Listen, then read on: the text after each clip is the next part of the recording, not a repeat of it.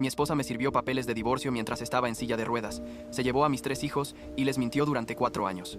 Pero cuando la verdad salió a la luz y su amante la abandonó, volvió suplicando por una segunda oportunidad. Lo que le dije la dejó destrozada. Tengo 42 años. Dirijo una empresa de planificación de eventos con mi pareja Catherine. Y hace 4 años, literalmente, no podía caminar. No estoy hablando en sentido figurado ni nada de eso.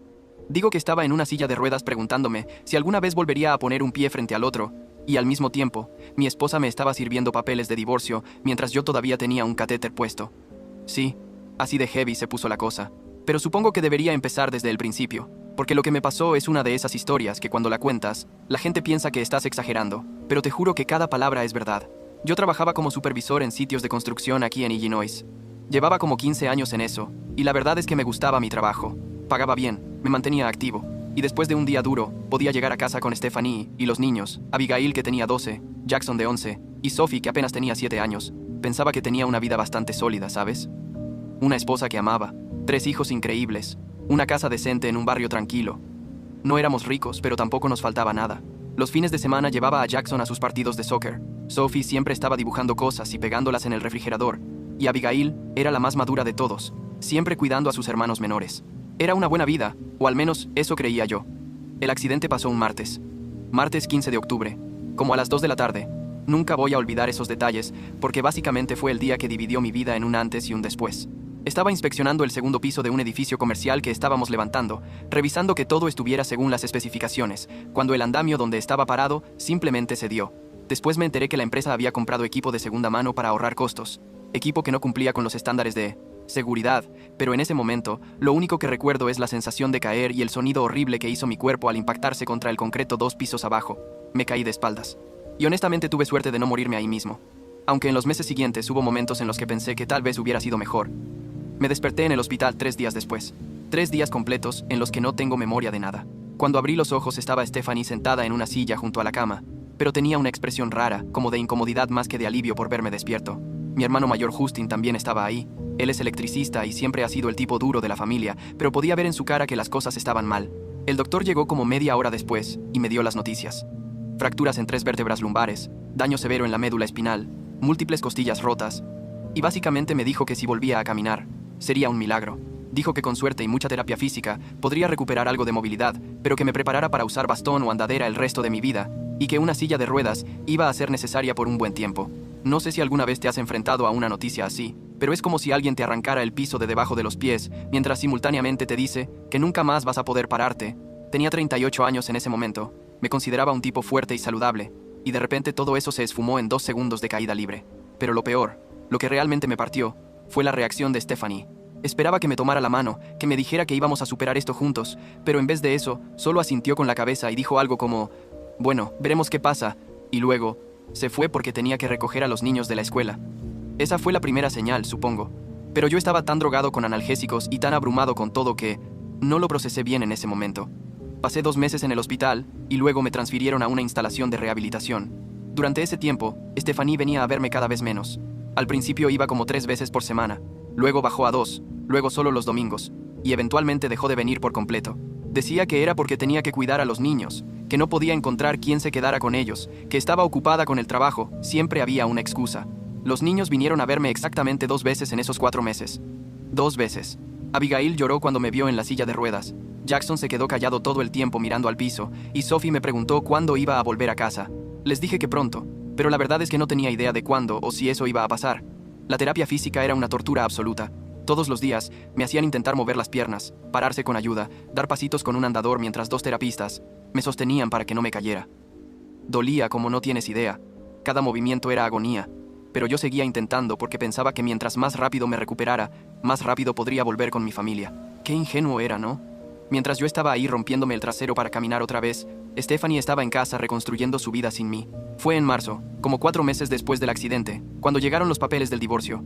Un jueves por la tarde, estaba en mi sesión de terapia, cuando la recepcionista llegó con un sobre de FedEx. Los abrí ahí mismo, rodeado de otros pacientes en sillas de ruedas y con andadores, y ahí estaba todo bien clarito. Stephanie me estaba demandando por divorcio.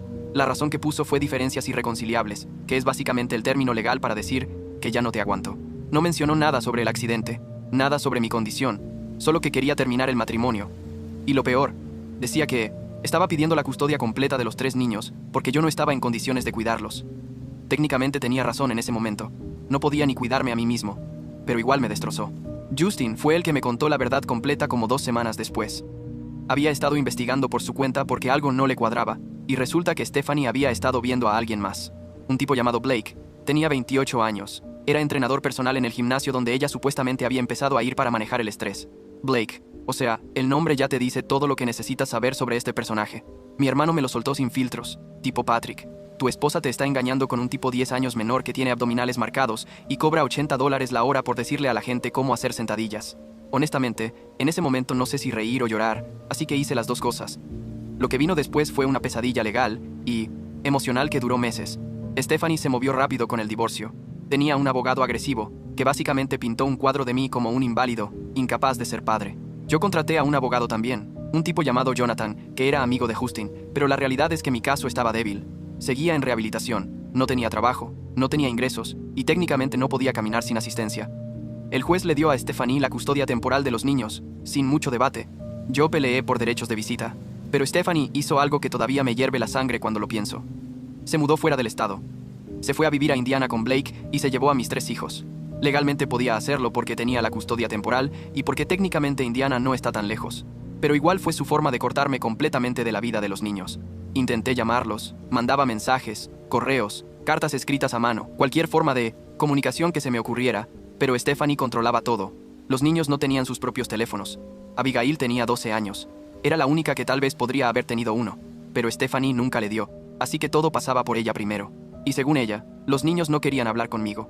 Decía que estaban molestos porque los había abandonado, que me culpaban por no estar presente, que era mejor darles espacio. Todo mentiras, como me enteré años después, pero en ese momento yo no tenía forma de saberlo. El divorcio se finalizó en julio de ese año. Yo estaba viviendo con Justin en ese punto porque no tenía dónde más ir. Mi hermano convirtió su sala de estar en una habitación para mí. Instaló barras de apoyo en el baño, básicamente adaptó toda su casa para que yo pudiera moverme. No voy a mentir, fueron meses oscuros. Había días en los que no quería levantarme de la cama, días en los que pensaba que todo hubiera sido más fácil si simplemente no hubiera sobrevivido al accidente. Pero Justin no me dejaba caer en eso.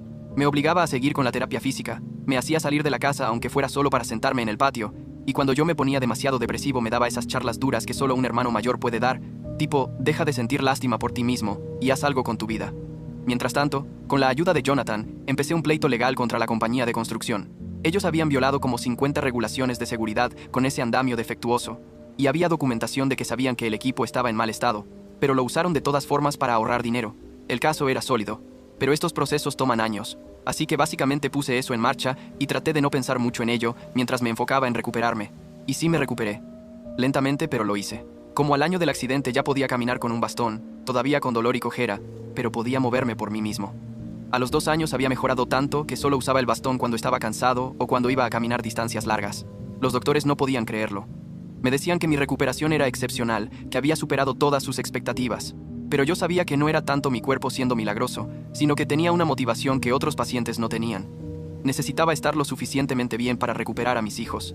Fue durante ese periodo, como año y medio después del accidente, cuando conocí a Catherine. Justin estaba haciendo un trabajo eléctrico en un lugar de eventos aquí en Illinois, y ella era la dueña del negocio de catering que trabajaba ahí. Yo había ido a ayudarlo ese día. Bueno, más bien a hacerle compañía porque todavía no podía hacer trabajo físico pesado, y Catherine estaba organizando una boda. Era uno de esos días caóticos donde todo sale mal. El pastel se había retrasado, había problemas con el sistema de sonido.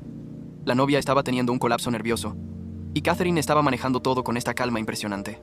Nos pusimos a platicar durante un descanso, y no sé, conectamos. Ella tenía 36 años, había pasado por su propio divorcio difícil años atrás, y había algo en su forma de ser que me hacía sentir normal otra vez, como si no fuera solo el tipo discapacitado que perdió todo.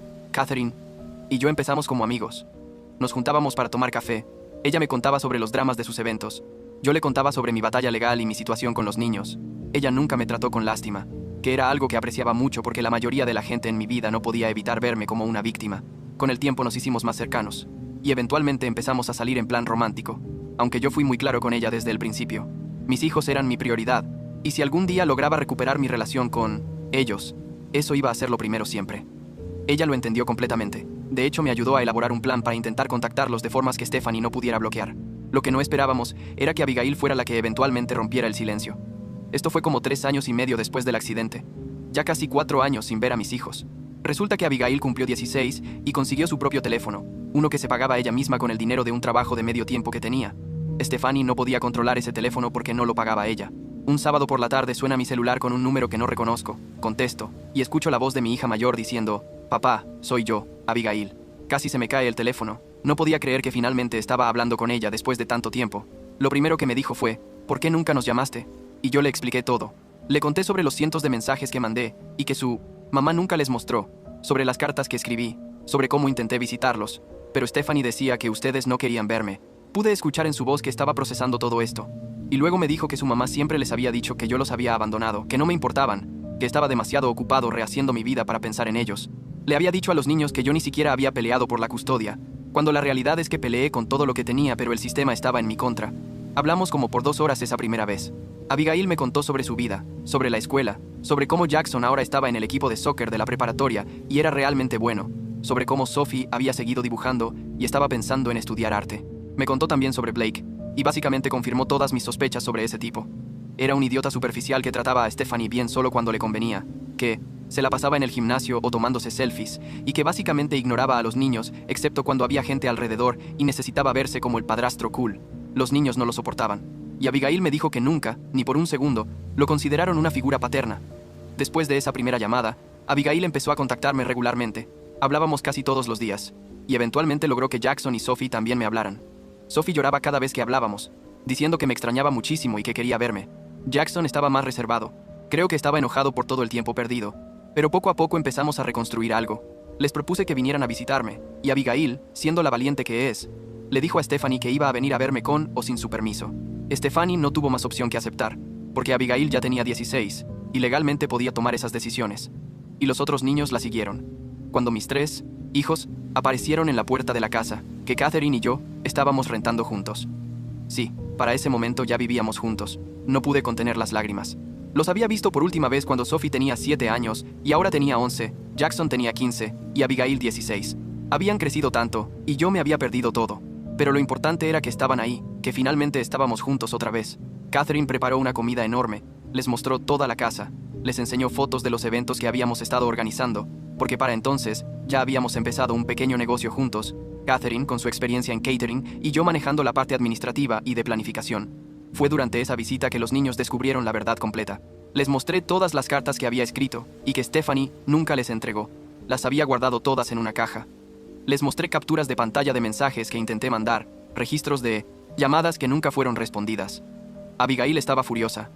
Jackson se quedó muy callado, pero podía ver la rabia en su cara. Y Sophie simplemente no podía entender por qué su mamá les había mentido todo ese tiempo. Les expliqué que su mamá probablemente pensaba que estaba haciendo lo correcto, que tal vez realmente creía que yo no era bueno para ellos en ese momento, pero la realidad es que Stephanie había reescrito la historia para que ella fuera la heroína y yo el villano. Los niños empezaron a visitarme cada 2 semanas después de eso. Stephanie ya no podía evitarlo sin quedar como la mala del cuento. Y además Blake estaba empezando a mostrar su verdadera personalidad. Resulta que el entrenador personal con abdominales marcados no era tan comprometido como Stephanie pensaba. Como a los 6 meses de que mis hijos volvieron a mi vida, Blake dejó a Stephanie. Y no fue por cualquier razón, no. Este tipo la dejó por una influencer de TikTok que tenía como 23 años y que hacía videos de fitness en leggings apretados. La dejó literal de un día para otro. Empacó sus cosas y se fue, dejando a Stephanie sola con 3 adolescentes que ahora sabían que ella había mentido sobre todo. Lo que pasó después fue casi poético en su justicia. Stephanie, dándose cuenta de que había quemado todos los puentes y que Blake la había descartado como basura, intentó volver conmigo. Apareció en la oficina de nuestro negocio de eventos. Para entonces Catherine y yo ya teníamos un espacio propio. Un viernes por la tarde, con ropa nueva y maquillaje perfecto, llorando y diciendo que había cometido un error terrible, que nunca debió haberme dejado, que podíamos ser una familia otra vez. Dijo que Blake había sido un error, que estaba confundida durante mi recuperación, que no sabía cómo manejar la situación. Me pidió que la perdonara, que le diera otra oportunidad. La miré ahí parada, llorando sus lágrimas de cocodrilo, y honestamente sentí nada, ni enojo, ni tristeza, ni siquiera satisfacción, solo nada. Le dije que no, simple y llanamente. Le dije que me había abandonado cuando más la necesitaba, que me había quitado a mis hijos y les había llenado la cabeza de mentiras, que había destruido nuestra familia no porque yo hubiera cambiado, sino porque ella no pudo manejar que las cosas se pusieran difíciles. Le dije también que había encontrado a alguien que sí se quedó conmigo en los momentos duros, alguien que me ayudó a reconstruir mi vida en vez de huir, y que esa persona era Catherine. Stephanie miró a Catherine, que estaba parada detrás de mí, y puedo jurar que vi algo en sus ojos. No sé si era envidia o solo rabia, pero se fue sin decir nada más. El pleito legal contra la compañía de construcción Finalmente se resolvió como 5 meses después de eso. Gané, y no fue poca cosa. El acuerdo incluyó una compensación sustancial por daños físicos, emocionales y pérdida de ingresos. No voy a decir la cantidad exacta porque suena como presumir, pero digamos que era suficiente para pagar todas mis deudas médicas, comprar una casa decente y tener un buen fondo para el futuro. Lo primero que hice fue comprar una casa aquí en Illinois, una con 4 habitaciones para que cada uno de mis hijos tuviera su propio espacio cuando vinieran a quedarse. Usé el resto del dinero para expandir el negocio con Catherine, compramos mejor equipo, contratamos más personal y ahora hacemos eventos corporativos además de bodas y fiestas. Con ese asentamiento también vino la posibilidad de pelear por la custodia de mis hijos de verdad. Para ese momento ya había demostrado que era totalmente capaz de cuidarlos. Tenía una casa estable, un negocio exitoso, ingresos consistentes y lo más importante, los niños querían vivir conmigo. Abigail tenía 17 para entonces y pudo testificar en corte sobre todo lo que Stephanie había hecho, sobre las mentiras y la manipulación. Jackson y Sophie también hablaron con el juez y dejaron muy claro que querían vivir con su papá. Stephanie ni siquiera peleó. Firmó los papeles, dándome la custodia completa sin oposición, probablemente porque sabía que no tenía caso argumentar nada. Ahora, 4 años después de todo este caos, te puedo decir cómo quedó todo. Stephanie volvió a su pueblo natal. Trabaja en retail en alguna tienda de departamentos, y según me cuentan los niños, vive en un apartamento pequeño con 2 gatos. Los niños la ven de vez en cuando, más por obligación que por ganas. Pero la relación está dañada probablemente para siempre. Abigail tiene 20 ahora y está en la universidad estudiando enfermería, vive en el campus pero viene a casa cada 2 fines de semana. Jackson tiene 19. Consiguió una beca parcial de soccer y está en